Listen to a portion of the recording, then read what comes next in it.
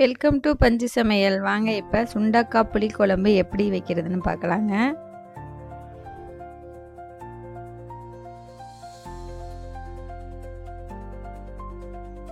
இப்போ நான் ஒரு கப்பு சுண்டக்காய் எடுத்து நல்லா கழுவி நறுக்கி வச்சுருக்கேங்க.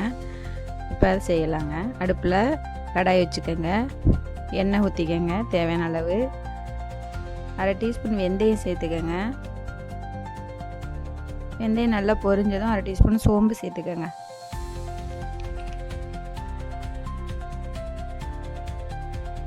இதுக்கு சின்ன வெங்காயம் நான் ஒரு கைப்பிடி அளவு நறுக்கி வச்சுருக்கேங்க. 6-7 பூண்டு உரித்து வச்சுருக்கேங்க. 2 பச்சை மிளகா உடைச்சி சேர்த்துக்கோங்க.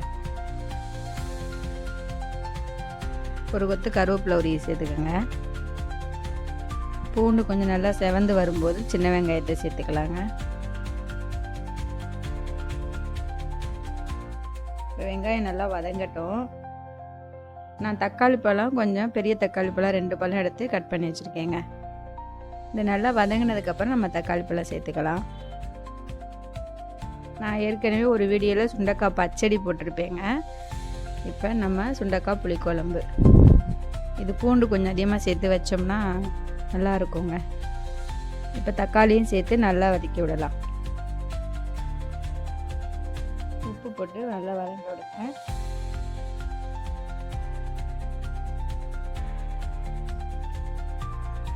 ஒரு 5 நிமிஷம் மூடி வச்சு நல்லா வதங்கினதுக்கப்புறம் எடுத்து நல்லா கிளறி விடுங்க. நல்லா தக்காளி வதங்கிடுங்க அந்த மாதிரி மூடி வச்சா. இப்போ லைட்டாக மஞ்சத்தூள் சேர்த்துக்கலாம்.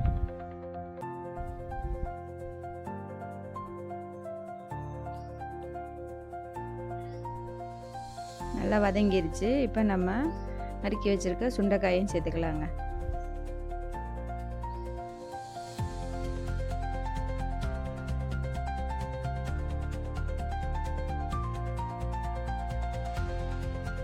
சுண்டைக்காயை சேர்த்து நல்லா வதக்கி விடுங்க.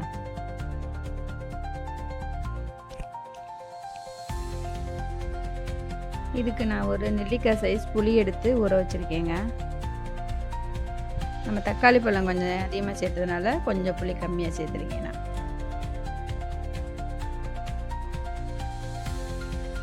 இந்த அளவுக்கு புளி எடுத்து ஊற வச்சுருக்கேன். நல்லா கரைச்சி வச்சுக்கோங்க. இது சுண்டைக்காய் நல்லா வதங்கட்டுங்க.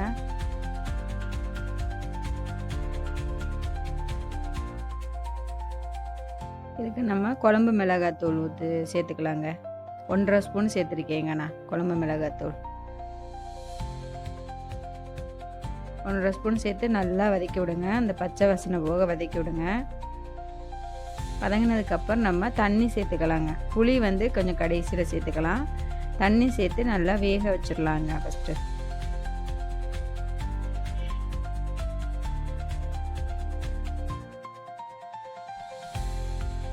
ஃபஸ்ட்டே நம்ம புளி சேர்த்தா வேகாது காய்.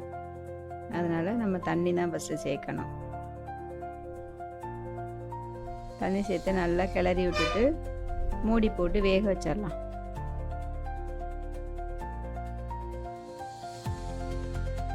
சுண்டக்காய் புளிக்குழம்பு கொஞ்சம் கெட்டியாக தாங்க வைக்கணும். தண்ணியாக வேணும்னு நினைக்கிறவங்க தண்ணி சேர்த்து தண்ணியாக வச்சுக்கலாங்க. நான் இப்படி தாங்க வச்சுருக்கேன் கெட்டியாக.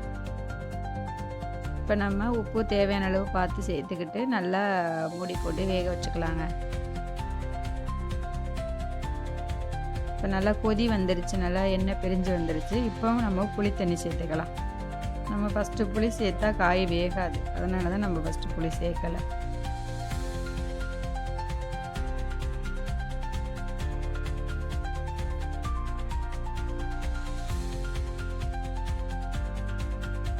இப்போ நல்லா கிளறி விடுங்க. கிளறி விட்டு மூடி வச்சுருங்க.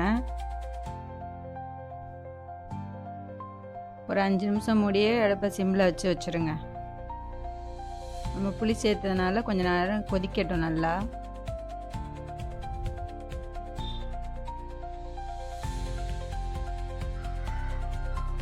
நல்லா கொதி வந்துருச்சு. சுண்டக்காய் புளி குழம்பு ரெடிங்க. செஞ்சு பாருங்கள். பிடிச்சிருந்தா லைக் பண்ணுங்கள், சப்ஸ்கிரைப் பண்ணுங்கள். ஓகே, பாய். தேங்க்யூ.